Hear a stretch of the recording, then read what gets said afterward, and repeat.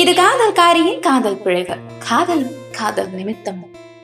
இன்னைக்கு கதை சொல்லும் கவிதைகள்ல ஒரு வித்தியாசமான, நாம எல்லாருமே தெரிஞ்சுக்க அண்ட் அக்செப்ட் பண்ணிக்க வேண்டிய ஒரு உண்மை சம்பவம் தான் கேட்க போறோம். நம்ம எவ்வளவுதான் அப்டேட் ஆனாலும் நம்ம எண்ணங்கள் முற்போக்கா இருக்கான்னு கேட்டா இல்லைன்னு தான் சொல்லணும். சேச்ச நான் அப்படி இல்லப்பான்னு சொல்றவங்களால கூட சில விஷயங்களை அக்செப்ட் பண்ணிக்க முடியறது இல்லைங்கிறது தான் பிட்டர் ட்ரூ. எல்லா பெண்களை போலத்தான் அவளுக்கும் கல்யாணம் ஆச்சு. 2 வருஷம் திருமண வாழ்க்கைய அனுபவிக்கலாம், அதுக்கப்புறம் குழந்தை பெத்துக்கலான்னு பிளான் பண்ணாங்க. அவ குடும்பமும் அவசரப்படுத்தல, சந்தோஷமா போச்சு வாழ்க்கை. ஃபர்ஸ்ட் ஆனிவர்சரி முடிஞ்சு 4 மாசத்துல அவளோட கணவனுக்கு ஆக்சிடென்ட் ஆச்சு. அவளை விட்டுட்டு போய் சேர்ந்துட்டாரு. சடனா அவ வாழ்க்கையில இருந்த ஒட்டுமொத்த சந்தோஷத்தையும் எடுத்துட்டு போயிட்டாரு. கண்ணை கட்டி விட்ட மாதிரி தவிச்சிட்டு இருந்தா. அவ லா ஃபேமிலி அவளுக்கு பயங்கர சப்போர்ட் தான். அவளை மேல படிக்க வச்சாங்க. இப்போ சிட்டிலேயே ஒரு பெரிய லாயர் கிட்ட ஜூனியரா பிராக்டிஸ் பண்ணிட்டு இருக்கா. ஆச்சு 5 வருஷம். அவளோட கணவன் இல்லாத நாட்கள்ல அவ ஃபேஸ் பண்ணது நிறைய. அவ ஃபெமினிஸ்ட்லாம் இல்லைங்க, ஆனா பெண்களுக்கு எதிராக ஒண்ணு நடக்கிறப்போ அமைதியா வேடிக்கை பார்த்துட்டு இருக்க மாட்டா. அவளே ஒரு இறுக்கமான வளையத்துக்குள்ள அடைச்சுக்கிட்டா. அது எப்படி இருந்ததுன்னா, அவகிட்ட ஆண்கள் பேசவே தயங்குற அளவு அந்த வளையம் உறுதியா இருந்துச்சு. அந்த சமயத்துலதான் அவ சீனியர் கிட்ட ஒருத்தன் ஜூனியரா வந்து ஜாயின் பண்ணான். அவளை விட 3 வருஷம் ஜூனியர். எல்லார்கிட்டையும் சகஜமா பேசுற சுபாவம், எதுக்காகவும் அலட்டிக்காத ஒரு கேரக்டர். ஈஸியா கிளைண்ட்ஸ் கிட்ட க்ளோஸ் ஆயிடுவான். அவன் வந்தப்புறம் ஆபீஸ்ல சூழலே கொஞ்சம் கலகலப்பா இருந்துச்சு. அவன் அவளை நெருங்க முயற்சிக்கலையா, அவனை அவ அலோ பண்ணலையான்னு தெரியல. அதெல்லாம் அவ யோசிச்சதும் இல்ல. அவன்கிட்ட அவன் நன்றி சொல்ற நேரமும் வந்துச்சு. அதுவும் ஒரு சம்பவம் நடக்கலனா அவன் அவளுடைய வாழ்க்கையில வந்திருக்கவே மாட்டான். ஒரு பெரிய பொலிட்டிஷியன் கிளைண்டா இருந்தாரு அவங்க சீனியருக்கு. அவரோட ஃபைல்ஸ் அந்த சீனியரோட நம்பிக்கைக்கு உரியவங்க கிட்ட மட்டும்தான் போகும். அப்படி ஒரு டைம் அந்த ஃபைல் அவளுடைய கைக்கு வந்துச்சு. கொஞ்சம் பயமாவும் பதட்டமாவும் இருந்தா. பயத்திலேயே கேஸ் ஸ்டடி பண்ணிட்டு ஃபைலை சேவ் பண்ணிட்டு ஆபீஸ்ல இருந்து கிளம்பிட்டா. அடுத்த நாள் பார்த்தா ஃபைல் மிஸ்ஸிங். ஆபீஸ்ல எல்லாரும் பயந்து முடிச்சிட்டு இருந்தப்போ அவன் தான் அவளை சேவ் பண்ணான். ஃபைல் கண்டுபிடிச்சதும் இல்லாம அவளுக்காக சீனியர் கிட்ட பேசவும் செஞ்சான். அதுக்காக அவன் நன்றி சொல்லியே ஆகணும் இல்லையா? அதுக்காக ஹாய்னு சொன்னான். அவன் கடுமையா ஃபேஸ வச்சுட்டு, இனி அசால்ட்டா இருக்காதீங்க, எல்லா நேரமும் என்னால உங்களை காப்பாற்ற முடியாதுன்னு சொன்னான். ஒரு சின்ன பையன் அட்வைஸ் பண்ற அளவுக்கு இருக்குமேனா அவளுக்கு முகமே சுருங்கி போச்சு. சடனா அவன் சிரிச்சுக்கிட்டே, ஜஸ்ட் ஃபார் பண்ணுங்க, அங்க ஒரு டீ சாப்பிடலான்னு உரிமையா கூப்பிட்டதும் இல்லாம அவளுக்கு ஓகேவா இல்லையான்னு கூட யோசிக்காம போயிட்டே இருந்தான். ஆச்சரியம் என்னன்னா, அவளும் அவன் பின்னாடியே போய்கிட்டு இருந்தான். இப்படியே இது வளர்ந்துச்சு. அவன் அவகிட்ட உரிமையா பேசுறதும் கோச்சுக்கிறதுமா இருந்தான்.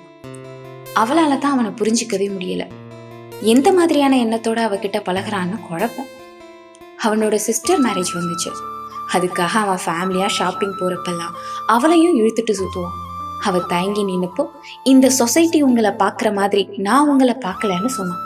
அவன் சிஸ்டரோட கல்யாணத்துல அவளை முன்னாடி நிக்க வச்சதும் இல்லாம அவங்க ஃபேமிலி போட்டோலையும் அவளை நிக்க வச்சான். அன்னைக்கு அவளுக்கு தூக்கமே வரல. அடுத்த நாள் ஆபீஸ் போனதுமே அவன் கிட்ட போய் அவ சொன்னான், இன்னைக்கு ஈவினிங் நான் உன்கிட்ட பேசணும் அப்படின்னு. ஈவினிங் அதே டீ ஷாப்ல டீ சொல்லிட்டு அவளே ஸ்டார்ட் பண்ணான். நீ என்ன இன்டென்ஷன்ல என்கிட்ட பேசுறன்னு தெரியல, பட் அது நான் நினைக்கிற மாதிரி இருந்தா அது செட் ஆகாது அப்படின்னு சொன்னான். ஏன் ஆகாது? இந்த சொசைட்டிக்காக நீங்க யோசிக்கிறீங்களா அப்படின்னு அவன் கேட்டான். அதுக்கு அவ, நான் விஷயத்த சொல்லவே இல்லை, நீ அடுத்த கேள்வி கேட்கிற, அப்போ உன்னை பத்தி நான் நினைச்சது சரிதானா அப்படின்னு கேட்டா. ரொம்ப சரி, அதுக்காக உங்களை நான் யூஸ் பண்ணிக்கவோ இல்ல உங்க ஃபீலிங்ஸ் கூட விளையாடவோ நினைக்கல அப்படின்னு அவன் சொன்னான். நான் கணவனை இழந்தவ, சோ இன்னொரு லைஃப் நான் அமைச்சுக்க கூடாதுன்னு நான் நினைக்கல அப்படின்னு அவன் சொல்றான். வேற என்னதாங்க உங்க பிரச்சனை அப்படின்னு அவன் கேட்டான். மூச்சுக்கு 300 தடவை வாங்க போங்கன்னு சொல்றியே, அந்த வித்தியாசம் தான் என் பிரச்சனை அப்படின்னு அவன் சொன்னான். இன்னும் எந்த நூற்றாண்டுல இருக்கீங்க அப்படின்னு அவன் கேட்டான். எனக்கு அதை அக்செப்ட் பண்ணிக்க முடியல. அதான் ஏன்? நான் உனக்கு அடங்க மாட்டேன். நான் அடங்கி போறேன். சுத்தி இருக்கவங்க பேச்ச கேட்டு நாளைக்கு உன் மனசு மாறிடுச்சுன்னா, அதனால நமக்குள்ள பிரச்சனை வந்துச்சுன்னா, இல்ல, சுத்தி இருக்கவங்கள பத்தி கவலைப்பட்டா நம்ம சந்தோஷம் இல்லாம போயிடும். இந்த ஏஜ் ஃபேக்ட் தவிர என்ன வேண்டான்னு சொல்ல ஏதாச்சும் ஒரு ரீசன் சொல்லுங்க, நான் உங்களை டிஸ்டர்ப் பண்ணல அப்படின்னு ஸ்ட்ரெயிட்டாவே சொல்லிட்டான். ஆக்சுவலி அவகிட்ட ஒரு ரீசனும் இல்லை.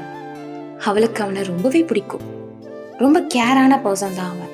முக்கியமா ஜெண்டர் பார்ஷியாலிட்டி எல்லாம் அவன் கிட்ட கிடையாது. இப்படி ஒருத்தனை வேண்டான்னு சொன்னா அவதான் முட்டாள். இப்போ நான் உங்களை ஃபோர்ஸ் பண்ணல, யோசிச்சு எனக்கு நைட் முடிவு சொல்லுங்க அப்படின்னு சொல்லிட்டு மின்னல் மாதிரி கிளம்பிட்டான் அவன். இப்போ நைட்டு 9 ஆச்சு.